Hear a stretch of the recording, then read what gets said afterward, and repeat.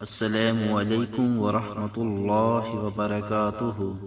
پیارے دوستو، اگر آپ کو حدیث سننا پسند ہے تو اس چینل کو لائک کر کے سبسکرائب کر لیں اور بیل کے بٹن کو دبا دیں۔ شکریہ۔ بسم اللہ الرحمن الرحیم۔ اللہ کے نام سے شروع جو بڑا مہربان نہایت رحم والا۔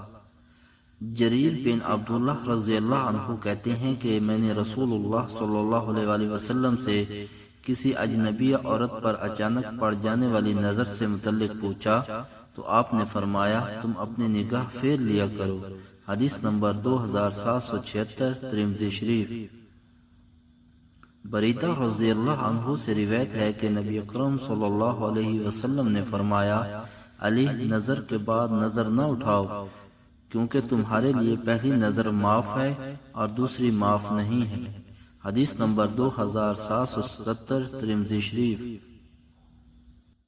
اگر ہو سکے تو ان حدیثوں کو اپنے والدین اور آقا کی ساری امت کے ایصال ثواب کے لیے زیادہ سے زیادہ شیئر کریں۔